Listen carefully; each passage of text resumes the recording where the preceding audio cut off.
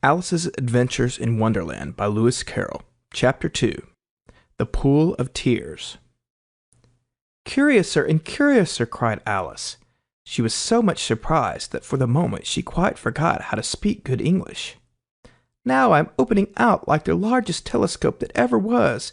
Goodbye, feet." For when she looked down at her feet, they seemed to be almost out of sight. They were getting so far off. "Oh, my poor little feet! I wonder who will put on your shoes and stockings for you now, dears. I'm sure I shan't be able to. I shall be a great deal too far off to trouble myself about you. You must manage the best you can, but I must be kind to them," thought Alice, "or perhaps they won't walk the way I want to go. Let me see, I'll give them a new pair of boots every Christmas." And she went on planning to herself how she should manage it. They must go by carrier, she thought, and how funny I'll seem sending presents to one's own feet, and how odd the directions will look. Alice's right foot, Esquire. Hearthrug near the fender with Alice's love. Oh dear, what nonsense I'm talking. Just then her head struck against the roof of the hall. In fact, she was now more than 9 feet high, and she at once took up the little golden key and hurried off to the garden door. Poor Alice! It was as much as she could do, lying down on one side, to look through into the garden with one eye, but to get through was more hopeless than ever. She sat down and began to cry again. "You ought to be ashamed of yourself," said Alice. "A great girl like you," she might well say this, "to go on crying in this way. Stop this moment, I tell you." But she went on all the same, shedding gallons of tears, until there was a large pool all around her, about 4 inches deep, and reaching half down the hall. After a time she heard a little pattering of feet in the distance, and she hastily dried her eyes to see what was coming. It was the White Rabbit returning, splendidly dressed, with a pair of white kid gloves in one hand and a large fan in the other. He came trotting along in a great hurry, muttering to himself as he came, "Oh, the Duchess, the Duchess! Oh, won't she be savage if I've kept her waiting?" Alice felt so desperate that she was ready to ask help of anyone. So when the rabbit came near her, she began in a low, timid voice, "If you please, sir." The rabbit started violently, dropped the white kid gloves and the fan, and scurried away into the darkness, as hard as he could go. Alice took up the fan and gloves, and as the hall was very hot, she kept fanning herself all the time she went on talking. "Dear, dear, how queer everything is today, and yesterday things went on just as usual. I wonder if I've been changed in the night. Let me think, was I the same when I got up this morning? I almost think I can remember feeling a little different. But if I'm not the same, the next question is, who in the world am I? Ah, that's the great puzzle." And she began thinking over all the children that she knew that were of the same age as herself, to see if she could have been changed for any of them. "I'm sure I'm not Ada," she said, "for her hair goes in such long ringlets, and mine doesn't go in ringlets at all. And I'm sure I can't be Mabel, for I know all sorts of things. And she, oh, she knows such a very little. Besides, she, and I'm I. And oh dear, how puzzling it all is. I'll try if I know all the things I used to know. Let me see, 4 times 5 is 12, and 4 times 6 is 13, and 4 times 7 is... Oh dear! I shall never get to 20 at that rate. However, the multiplication table doesn't signify. Let's try geography. London is the capital of Paris, and Paris is the capital of Rome, and Rome... No, that's all wrong, I'm certain. I must have been changed for Mabel. I'll try and say, how doth the little... And she crossed her hands on her lap as if she were saying lessons, and began to repeat it. But her voice sounded hoarse and strange, and the words did not come the same as they used to.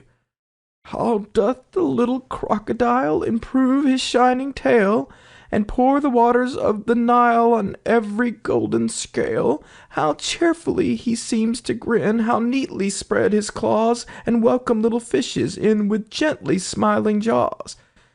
"I'm sure those are not the right words," said poor Alice, and her eyes filled with tears again as she went on.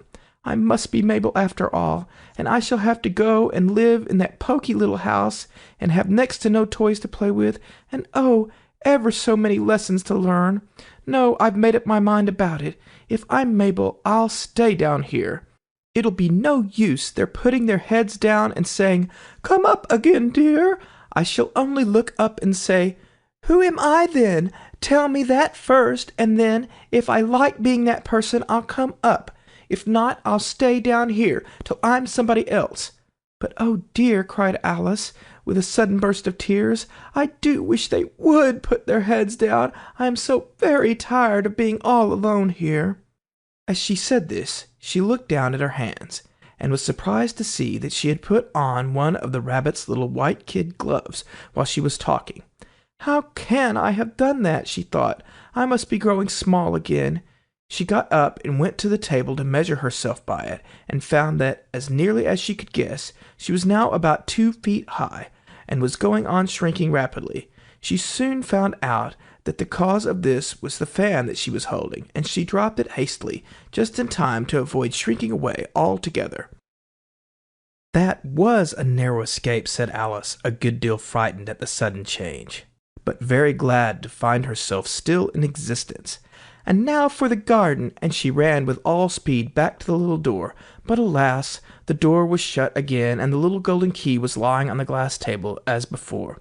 "And things are worse than ever," thought the poor child, "for I never was so small as this before, never, and I declare it's too bad that it is." As she said these words, her foot slipped, and in another moment, splash, she was up to her chin in salt water.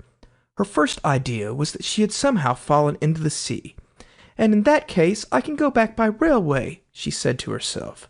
Alice had been to the seaside once in her life, and had come to the general conclusion that wherever you go on the English coast, you find a number of bathing machines in the sea, some children digging in the sand with wooden spades, then a row of lodging-houses, and behind them a railway station. However, she soon made out that she was in a pool of tears, which she had wept when she was 9 feet high. "I wish I hadn't cried so much," said Alice, as she swam about, trying to find her way out. "I shall be punished for it now, I suppose, by being drowned in my own tears. That will be a queer thing, to be sure. However, everything is queer today." Just then she heard something splash about in the pool a little way off, and she swam nearer to make out what it was. At first she thought it must be a walrus or hippopotamus, but then she remembered how small she was now, and she soon made out that it was only a mouse that had slipped in like herself. "Would it be of any use now," thought Alice, "to speak to this mouse? Everything is so out of the way down here that I should think very likely it can talk. At any rate, there's no harm in trying." So she began, "Oh, Mouse, do you know the way out of this pool? I am very tired of swimming about here. Oh, Mouse!" Alice thought this must be the right way of speaking to a mouse. She had never done such a thing before, but she remembered having seen her brother's Latin grammar, a mouse of a mouse, to a mouse, oh mouse. The mouse looked at her rather inquisitively, and seemed to her to wink with one of its little eyes, but it said nothing. "Perhaps it doesn't understand English," thought Alice. "I dare say it's a French mouse, come over with William the Conqueror." With all her knowledge of history, Alice had no clear notion how long ago anything had happened. So she began again, "Où est mon chat?" which was the first sentence in her French lesson book. The mouse gave a sudden leap out of the water, and seemed to quiver all over with fright. "Oh, I beg your pardon," cried Alice hastily, afraid that she had hurt the poor animal's feelings. "I quite forgot you don't like cats." "Not like cats?" cried the mouse in a shrill, passionate voice. "Would you like cats if you were me?" "Well, perhaps not," said Alice in a soothing tone. "Don't be angry about it. And yet I wish I could show you our cat, Dinah. I think you'd take a fancy to cats if you could only see her.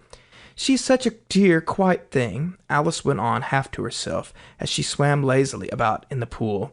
and she sits purring so nicely by the fire, licking her paws and washing her face, and she is such a nice soft thing to nurse, and she's such a capital one for catching mice. Oh, I beg your pardon, cried Alice again, for this time the mouse was bristling all over, and she felt certain it must be really offended. We won't talk about her any more, if you'd rather not.